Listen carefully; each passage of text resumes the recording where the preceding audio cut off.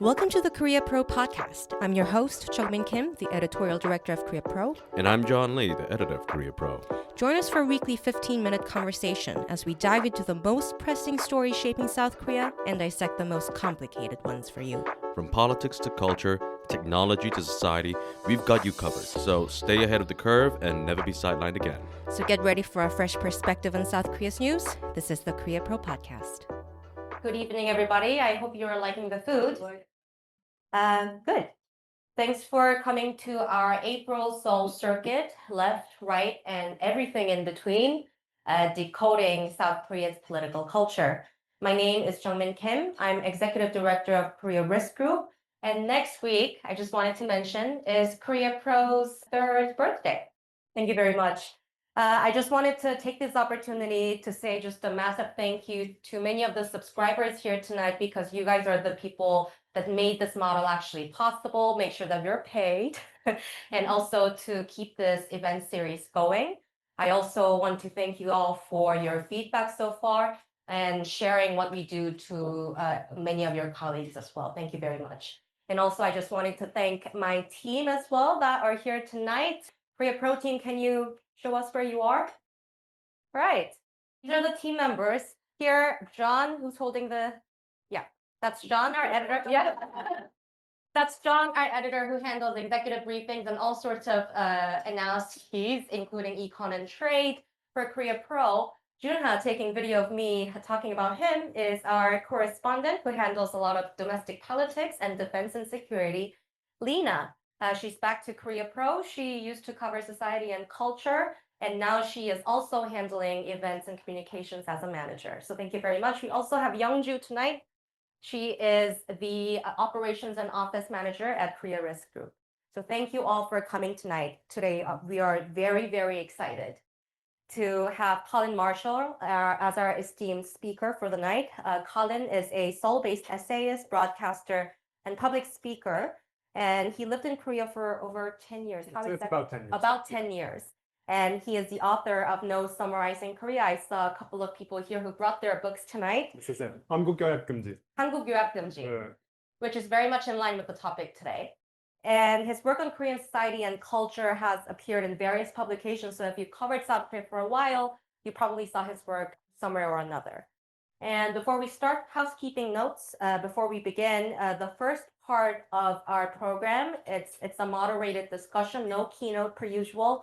It will be recorded and published as a podcast episode, and you can check out the Korea Pro podcast on Apple Podcasts, Amazon Music, Spotify, and other. And the later Q&A session will be Chatham House Rules to make sure that everybody can share their frank thoughts about the topic, and the recording will be off when we move on to Q&A. And to you, Colin, opening question. Can you just introduce yourself a little bit more than what I just explained, and also just kick us off sharing your thoughts when you heard Lena reach out to you asking if you want to talk about this topic? Yes. Well, first, thank you all so much for coming. I didn't expect a full house, that's for sure. We were actually overbooked Oh tonight, my so we God. have 20 people in the wait list. So thank you very much. 영광입니다, 영광. Yes, and it's a nice diverse crowd here, and there are faces I know, and faces I should know as well. And I look forward to meeting. In fact, there are two of the authors I know so far of some of the essential books on Korea in English. Top-Down Democracy in Korea by Eric Mulbrand and Michael Britton of The Koreans and the New Koreans. These are books like, if you haven't read these books, how to put it? If you're trying to learn about Korea, to understand Korea in English, these are books you need to read. There are no two ways about it. You can't get around it. You have to. But my name's Colin Marshall, and I do write mostly in English myself for various publications. The Los Angeles Review of Books, I did a Korea blog for them for a long time. The New Yorker, The Guardian, the TLS, the sort of usual freelancers row of publications. I write a column for the Donga in Korean, done that for about a year. And yes, this book, 한국 교육 금지, came out last year. It's a collection of essays. It's my first book. I have another book coming out in English on the neutro wave in Korea, coming out this year. But it has the honor of being the very first book I ever put out, if an honor it is. This is a collection of essays about Korea, Korean culture, Korean society, language, some topics that approach politics. There's one about Korean cars in there, one about English names. This is a selection of essays, some of which I wrote first in English, and some of which are new to this book that I wrote in Korean. The publisher at first wanted me to. He just wanted the okay to put out a book of my English essays translated into Korean. I said I didn't like that idea so much. I mean, maybe I could write a new book in Korean, because I do a fair bit of writing in Korean, and we compromised eventually. So we have this book, maybe unique in structure, of some translated essays and some essays original to the Korean language, all from the perspective of an outsider in Korea. And I do a bunch of Korean media as a result of this book coming out. I've done about 40 interviews about it. It's nice to be able to speak in English about it for one time. So thank you again for inviting me as well. Thank you very much. When we reached out to you to talk about the left-right divide or something else, and to link it to what you see in Korean cultural platforms, what were your immediate thoughts? Yeah, I think the first idea Lena sent to me, was this question of, is there really a left-right divide in Korea? Or how much of a left-right divide is there? And I got to thinking, this is a subject I've approached in many ways throughout the years. And I think the answer is that no, there is not a left-right divide in the way that people think about it in those terms. Left and right are imported terms. When you read coverage of Korea, of Korean politics, of Korean society, in even the most reputable English language publications, they're looking at Korea through a certain frame, and it's the frame of the countries the country that it's from. I mean, you read the New York Times, and there's very astute reporting in the New York Times. It's one of the best English sources you can read, but at some level, it's still viewing Korea as if it were the United States. Using left and right is one way that manifests, a fairly innocuous seeming way, but I think even just saying one politician is left, one is right, one party is left, one party is right, is a hopeless distortion. And you won't understand what's going on if you think that way. A friend of mine, a very astute world traveler, an American friend, came for the first time to Korea a few years ago, when Yoon had not set himself afire. This was before that.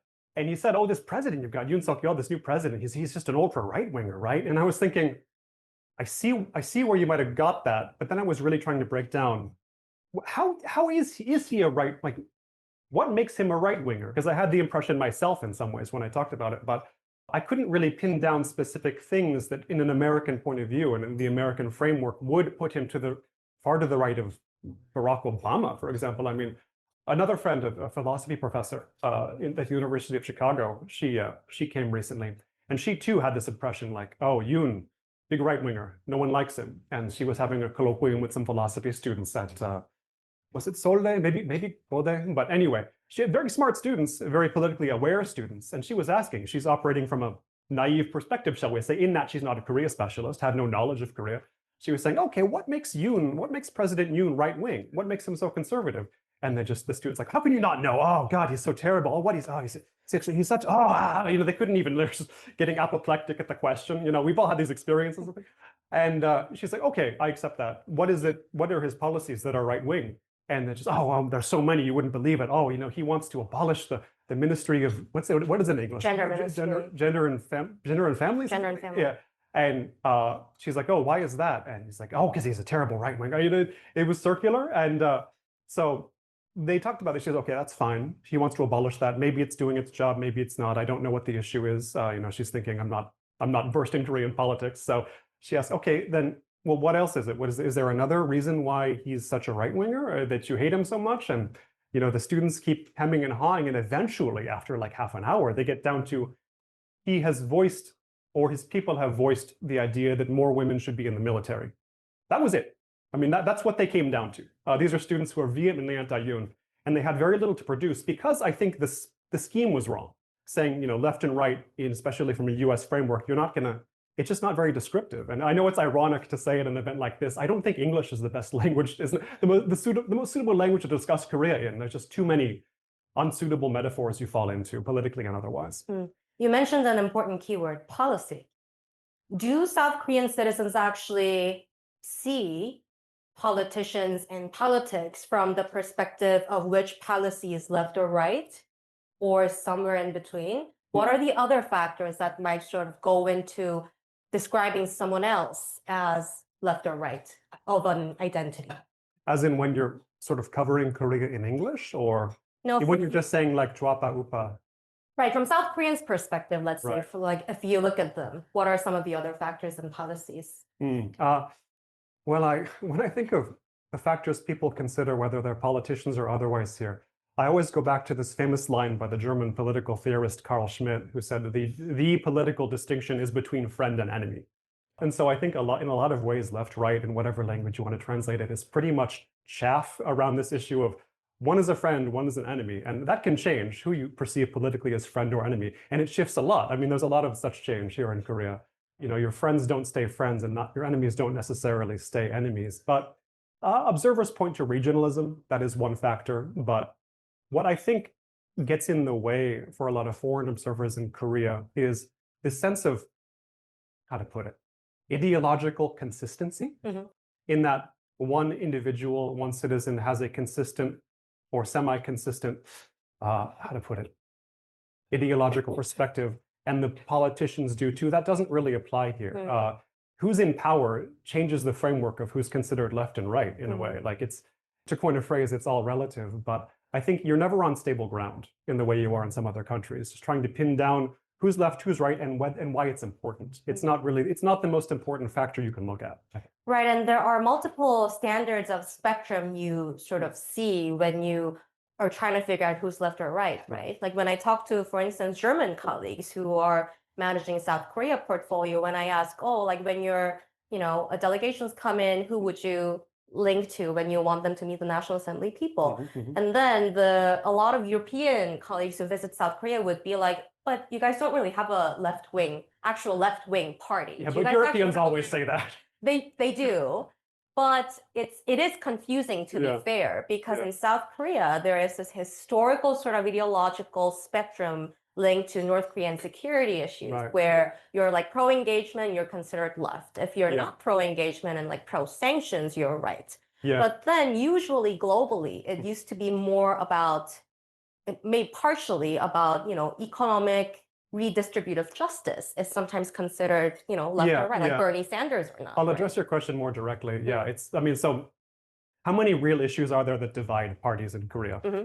You could say there's one, North Korea. There are others, but that's the dominant one. You could say another issue is and this is a huge topic we can get into more later, but which foreign power are you more aligned with?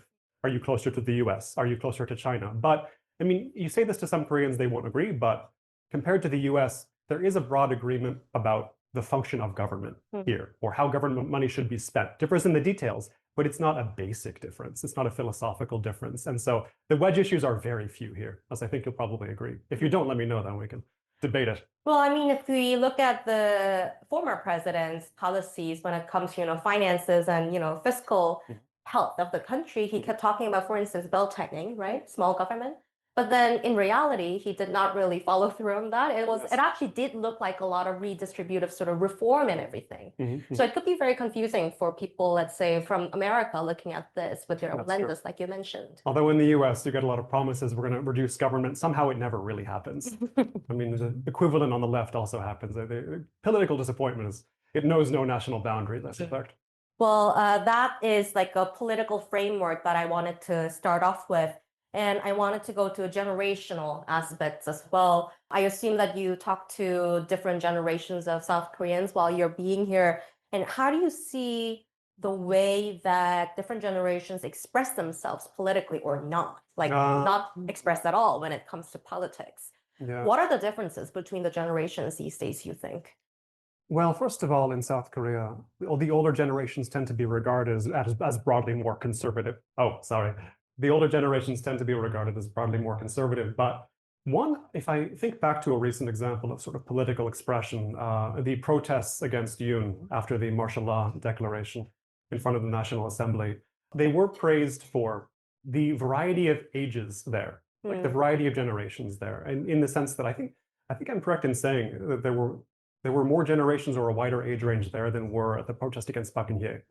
And so you get the culture of protest across generations. But if I really want to get into it, I tend to think about, like, I compare it to the US where I'm from, and how does the political expression look there? And a lot of times it's literally worn. Sometimes you literally get T-shirts announcing what someone's political views are. Like Yoon again. Yeah, exactly. Here we had the whole Stop the Steal, the repurposing of the Stop the Steal logo, which is, again, we can get into it, but I think that it's, in a way, it can be harder to detect just on sight or based on the cultural milieu someone inhabits, how they're going to vote here. I could be wrong about that, but in the United States, it's never very hard. It's usually fairly predictable. But here, and we talked earlier about foreign coverage of Korea. A movement among young people, a political movement, no matter how minor, can be very much inflated, especially if it resonates with the specific concerns of the United States. If we think of the very large group that is young women, the New York Times did a piece a few months ago on the 4B movement. This like be this, be that. It won't as in don't get married, don't have children. And I was talking to some journalists recently, these two ladies, and they were saying just spontaneously, like, have you ever met anybody who was 4B? Because I never have you? And so they were trying to like racking our brains. Have we ever met a person who was declared 4B, woman, man, or anything? And it did not surface as a sort of prominent aspect of the society, but not according to the New York Times. And so you get, they exist though. Like there are people who are 4B, I'm sure of it, even if I haven't met them. But these allegiances, or I don't want to call them groups, but these forms of political expression, such as they exist, are often taken and run with in the media of other countries, where it feels like, oh, this is going to resonate with our own problems. So media is part of the problem in summarizing Korea. Indeed. I would say, and also with young men as well recently, when a lot of South Korean media covered the pro-Yoon protests in front of the Seoul Seobu Jibop and the Western District Court and whatnot, and then a lot of media headlines that in those weeks, like week of I think January, week of 3rd, much of the headlines were like, oh, young men are at the protest and they were leading it. Yes. But did you actually run into young men who would like express themselves as being like super pro-Yoon? Not personally. I believe that they exist. They do exist. Yeah. I did see them. Yeah, they exist. But this comes back to when Yoon was first elected. And there was all this Western coverage like, oh, the incels are taking over Korea. This was the incel election. Incel. The word itself is American language, yeah, exactly. right? Yeah. So they have this importation. I don't know. Has incel really made it into the Korean language? I don't hear it. It is. Much. It is. Okay. That's disheartening. But anyway, I didn't really buy that line that Yoon was put into office by incels, because even the idea that young men had swung the election, any kind of young men, demographically it's questionable. Like you need to do a little more work to prove that. And if it's a subset of young men who probably are temperamentally not well organized, they probably didn't do it. Now, I'm no fan of, if the incel movement is a movement, I'm no fan of it, no fan of Yoon either, but this is it's sort of knee-jerk. And when you say it once, especially in a prominent media venue, it just gets embedded. Where if you want to understand Yoon's brief period in power, I don't know if the rage of incels probably won't get you to that understanding. In any case, if we say that let's say that incels did put Yoon in office. Well, if you're one of the countries, and it's an increasing number, it seems, that has a large body of disaffected and dissatisfied young men, your society has a problem that needs to be addressed, and it won't be fixed by berating those young men. They won't go away. It's like saying, if your roof leaks and you see this leak, it's 2025. How could the roof leak? Like, what do you mean you're leaking? That's come on. We're beyond roof leaking, okay? Well, your roof still leaks. You've got to fix that. You've got, in any democracy, the US, Korea, or wherever, the society will also have to accommodate the people you don't like, and they won't go away. I mean, when it comes down to it. So what are you going to do? That's the question that keeps coming up. Well, you mentioned a couple of things I want to link to what you mentioned earlier, protests after the martial law.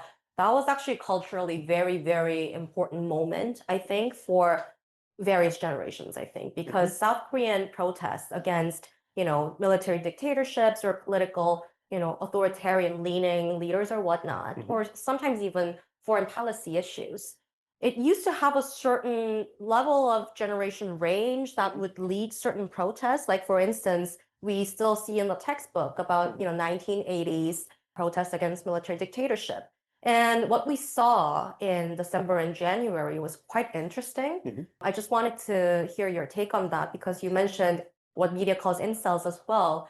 The coverage at the time from South Korean media was that for anti-Yoon protests in front of the National Assembly, a lot of young women were mobilized, holding the light stick, representing their K-pop fandom. Yes. And they were singing the K-pop songs, and then South Korean organizers of the protests are very smart and they're very quick. So what they did was they created a Google form and sent it to like multiple platforms like social media, Twitter, X, or whatnot, and then said like, oh, hey, you're going to come to the protest next week, so why don't you list out your favorite K-pop song, and we will change the lyrics slightly, but let you sing your favorite Chase song at the protest. So that happened. Yeah. And then I also monitor male-dominant online communities, and the response there was also interesting because they felt sort of powerless and betrayed, because although a lot of media framed them as swing voters to 2022,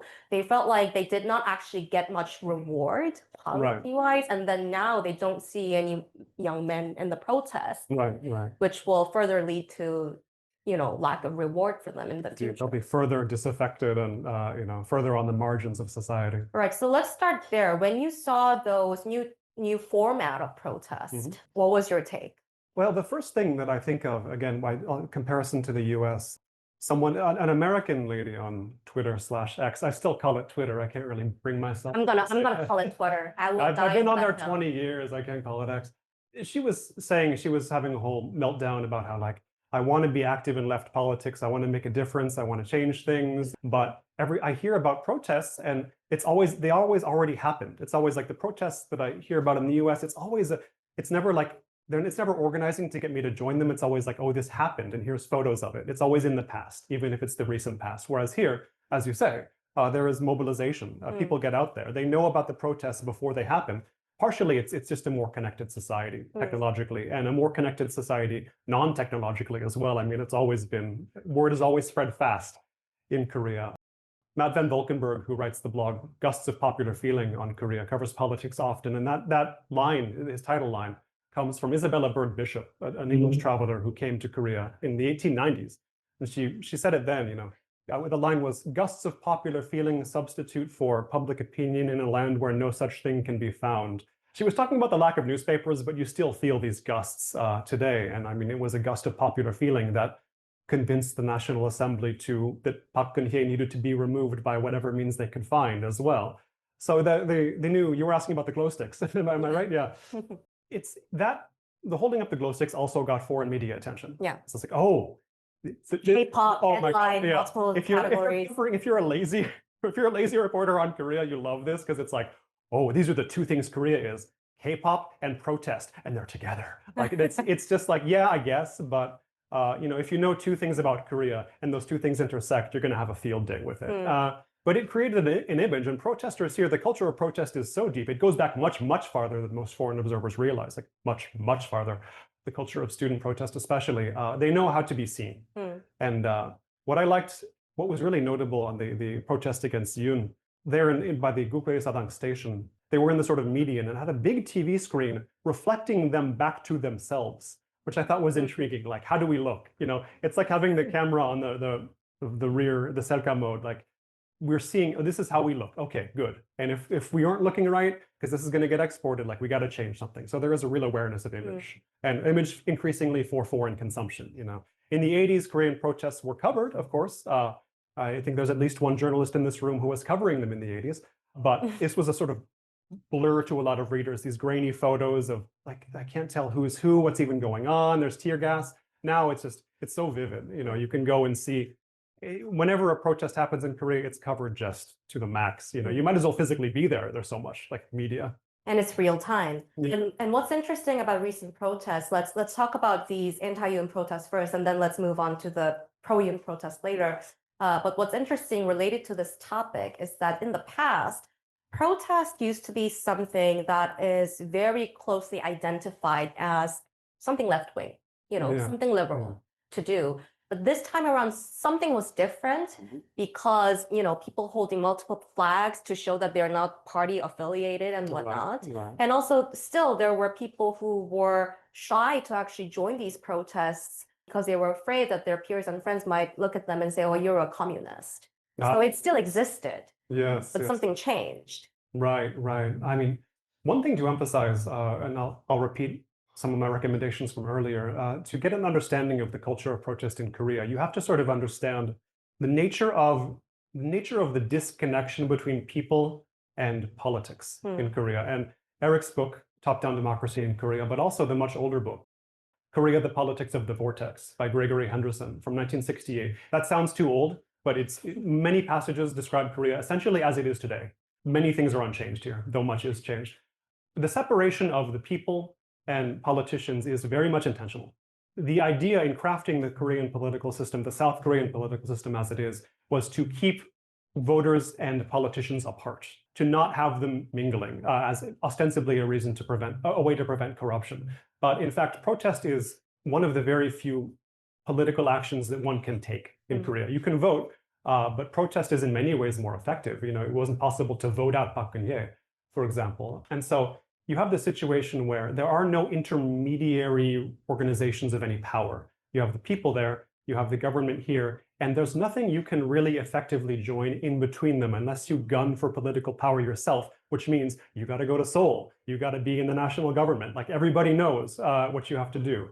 And so it's natural that protest would take a lot of different forms. And I think this does get misinterpreted by foreign readers a lot of times, because without an understanding of how Korean politics works, how it's been deliberately structured, and the culture that goes back a long time, you think of like Vietnam, anti-Vietnam protesters in the United States in the 60s, student protesters, the most proximate example you have of that kind of thing. Maybe that or Occupy Wall Street, say, but neither of which have the first thing in common with Korean protests, I would say. And let's move on to pro-Yoon, or more like self-proclaimed right-wing protests in Gwanghwamun. And the difference there is people who are called Chapa left-wing do not like brand themselves as, oh, I'm like proud Chapa. They don't say that. No one says that. But if you go to Gwanghwamun on Saturdays, when Pastor Chung Kang-hoon is there and doing like a conservative Coachella sort of deal with a lot of very loud songs, they call themselves very, very proudly as Chayu Upa, freedom-seeking right-wing. So what's the difference there? Between how one would label themselves and one won't? Yeah, one wouldn't. Well, there's a certain contrarianism, isn't there? I mean, to saying that. But I missed out on a lot of the action, actually, because I was in Canada, of all places, during the actual announcement of the impeachment verdict. And I saw it on TV at like midnight with my Korean mother-in-law, who I won't say she became radicalized, but she's been in Canada more than 20 years. And when Kim Il-jun became a force in Korean political commentary, like she cared nothing for Korean affairs. And then she was all in on the left. Like she hates Yoon. And when the verdict came out, she was cheering and she brought out the wine. I was trying to get some writing done. It's like watching World Cup, right? Exactly. Chicken and McJew. Yeah, I watched that with her too, I think, back when that was happening. But yeah, it's so she's the other side with the I did catch when I was walking around like Anguk, that area, Jeongno. I go to sort of the Jeongno Samga Pocha quite often, and you could see when you're in a realm of Pocha, you get a few sort of old school types, and they were setting up down there. Sort of by Anguk Station was more the left side, right? The politically left. But on the way there from Jongsan, there were the more conservative protests. I saw the Stop the Steal buttons, and I had to photograph this. So I was like, this is weird. But then I've had so many moments in Korea, like only 10 years I've been living here, but like the unsuitable importation of foreign, whether it be concepts or slogans in this case, or like worldviews, it just keeps going. And that's another, this is like, in a way, conservatism, if we're going to call it that for convenience sake, is a bit rebellious now in Korea. Like, oh, I'm for the president. Like maybe he was wrong about martial law, but I think then there's a principled argument to be made. I wouldn't make it, but I don't think they were arguing on principle. I mean, when you mentioned the flag waving. Well, a lot of those flags I saw had the Taeguki and the Stars and Stripes on the one pole. And Israel flags. Yeah, and Israel, like sorts of flags, Japanese flags. Yeah, a Korean friend said to me, like, once it just seems like Korean old people, they don't know the difference between South Korea, the US, and Israel. It's all one thing. Which, in some sense, it can be perceived. In their worldview, it might be. In their worldview, it's one thing. When I was walking here, I was walking past the US Embassy, and you know those little, not tents, but they're like pods. These ajoshi sit in all day long, and they have the designs. Like there was these buff transformer robots, one of them painted like the Taeguki, one painted like the Stars and Stripes, and together we defeat communism. And I always want to ask that guy, what's going on? Like I want to see what got him to that point, what got him there. every day in front of Gwanghwamun. Or not, yeah, in Gwanghwamun, but I never have the time. Like if you start talking to a guy like that, you don't make it to your appointment on time where you're going. But yeah, there's a sense of like there is a cachet, a almost countercultural cachet in claiming to be upa, whereas saying you're chwapa doesn't get you that much. I mean, sometimes if you're a student, you're kind of assumed to be like it's a byword for intellectual honor or something. But there's no there's I think that in a way they're less. Are they less ideological? They refer to ideology less, which might be correct, considering that this is not. I mean, you say this, and sometimes people don't. They wonder how you can say it. But in Korea, it's not a strongly ideological society. As we mentioned, there are not that many issues like in the US. Like everything is politicized. I'm glad to have been out of the US these past 10 years, and I missed the whole era of the signs in the front yard saying, "In this house we believe science is real, love is love." And so I've never seen that in real life, and I'm glad, and I never experienced masking being a political signal first and foremost in the US. Like that's how I understand it went down. And in Korea, as we all know, there were holdouts, but everybody was wearing the masks for good or ill, probably good on balance. But whenever I would see someone who was not wearing a mask, like on the subway at midnight, it was always someone over 70, 80, haraboji. One of them, he just argued with the police for like 5 stops in a row. And he was so, you know how older people can be hard to understand in Korean anyway, but all I could make out were 2 words, misk and 대한민국. So I was like, oh, this guy's mounting a real argument here. So I would guess that guy also was probably unhappy with the impeachment of Yoon Suk-yeol, but I could be making the leap without evidence, but I'm probably not. Well, for the sake of time, we do have to generalize a little bit while we talk, right? So, grain of salt, but we did, yeah, you're a little bit, but we did mention left and right. And speaking of which, we are looking at a snap election in a month. And most of the politicians that we see right now, I believe on May 3rd, we will see who will be running for the PPP. And now we know who's running for DP.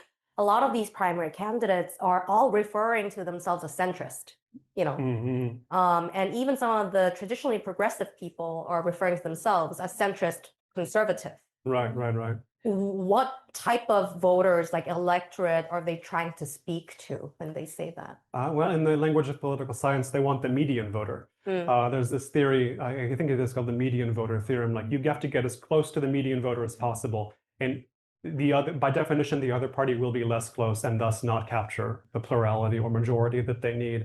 And so, I mean, this is, yeah, you can see why they would want to, when you look at who's running and just the whole context, you can see why they're positioning themselves in that way. In fact, you're getting it on both sides in a way, because Lee Jae-myung just went on, what's that big conservative YouTube show? News or something. He just went on a conservative political YouTube show in a canny way, I think, to like, hey, I'm not so bad. And so I think he too is trying to win over some so-called conservatives who may like be ready to jump sides, because again, it's not about ideology, but who's going to win. That's important. Like it's this happens in the US too, but here it's like people are very keen about where the power is going. And if you sense that the power is shifting somewhere else, you better get over there.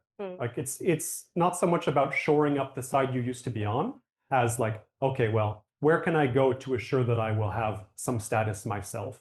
Daegu has been doing that recently. So there's case in point. Daegu, where Moon Jae-in's bookstore is, and I visited it, and there's still all these stands like saying lock the guy up when you drive. Have you been to his bookstore? No. This windy road, and it's just like the protesters are still there. And of course, recent events have complicated the situation for him.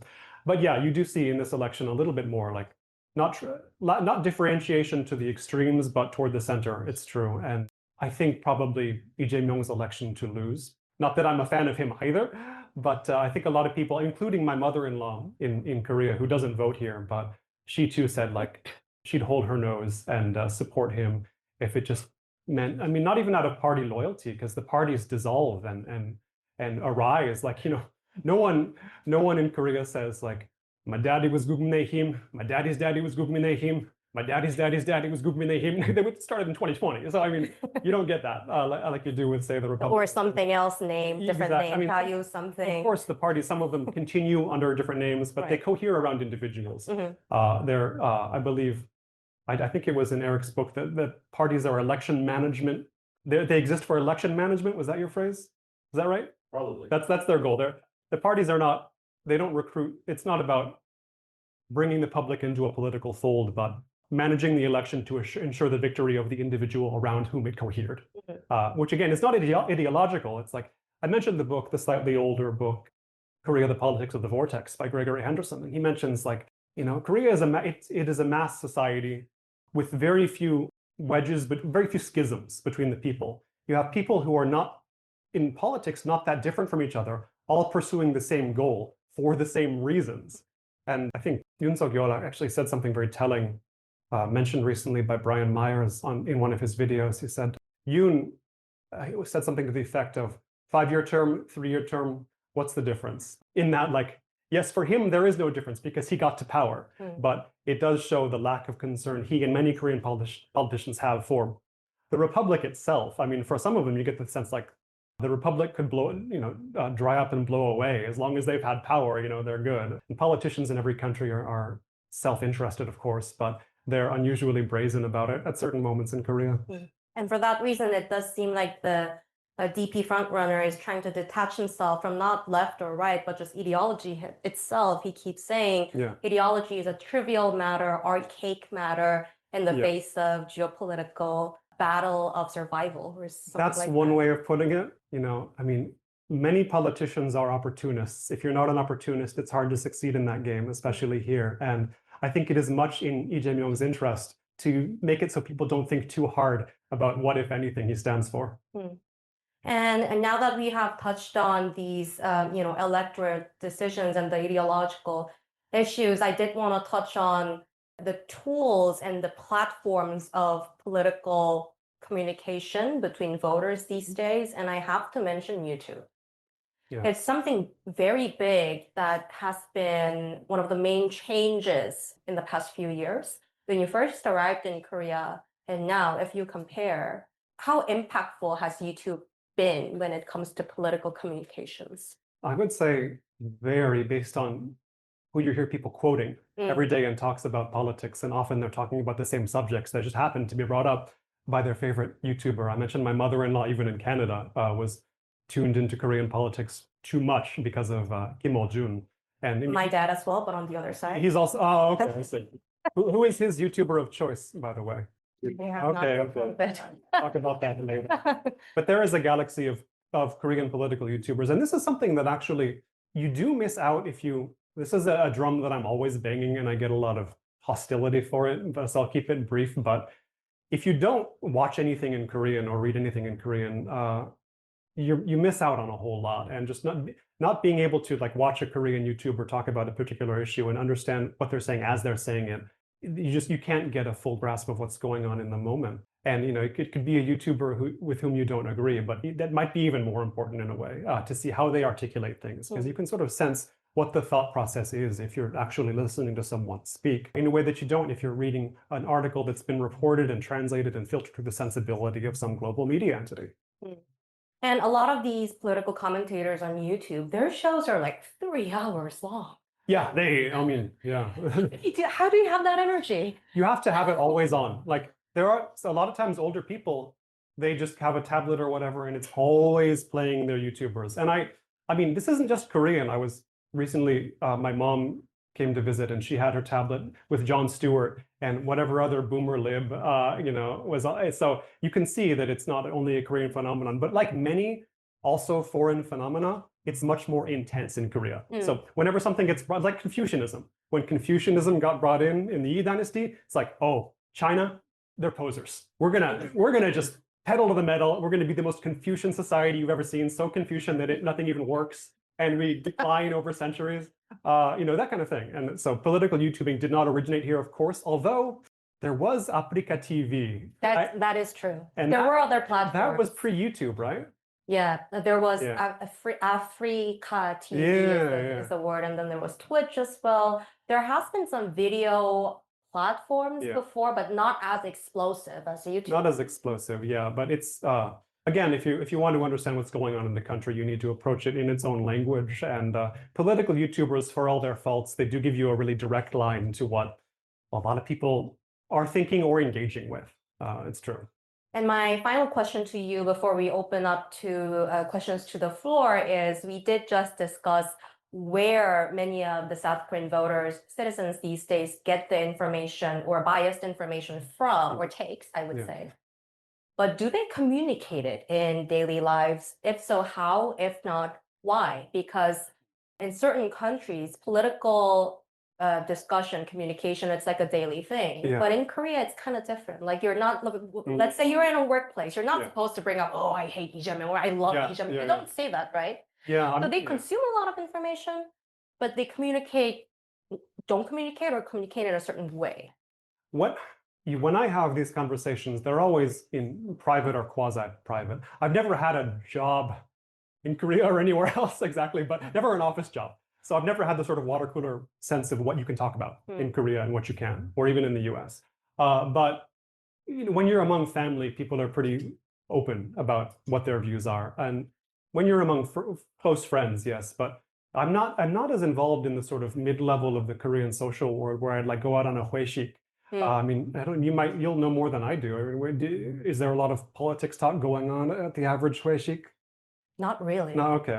Unless it's like people in this room where we sort of monitor South Korea for certain reasons. Like even there, we don't like say, oh, I am conservative, I am progressive. They don't usually say that. Right? Yeah, you don't see. That's nice, actually. Like I like the sort of lack of American style, like trumpeting, as if labeling yourself was enough. Like, oh, I'm on the left. I'm sorry. I just think humans should have rights. I'm sorry. I'm on the, you know what I mean? Just like I have the good label. I'm on the good side, and like as if you didn't have to do anything else, you know.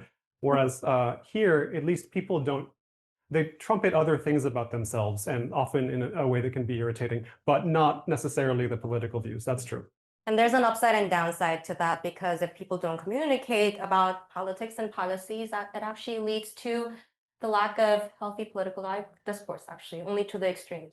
It's true. I mean, I think to the family katokbang my wife has, and as I say, her mom hates Yoon, her dad likes Yoon, and so politics at this point doesn't come up in that katokbang, because when it does, like it's always a disaster. Oh, I know. Even among families, I guess you just get that sort of omerta about like bringing up politics if it just gets too, because no one gets brought over to the other side, really.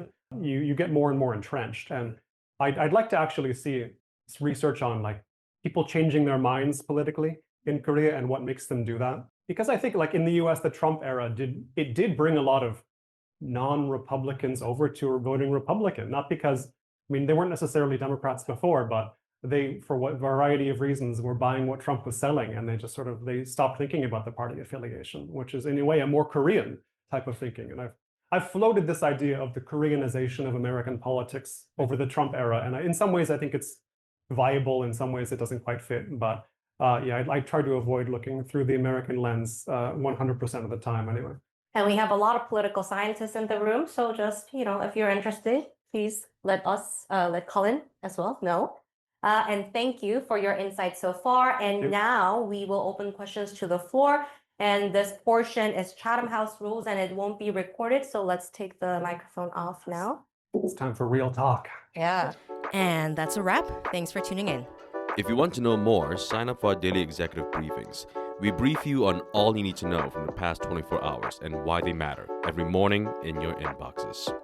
Don't forget to subscribe to our podcast for your weekly dose of insight. And until next time, I'm Jeongmin Kim. And I'm John Lay. Stay connected, stay informed, and we'll see you next time on the Korea Pro Podcast.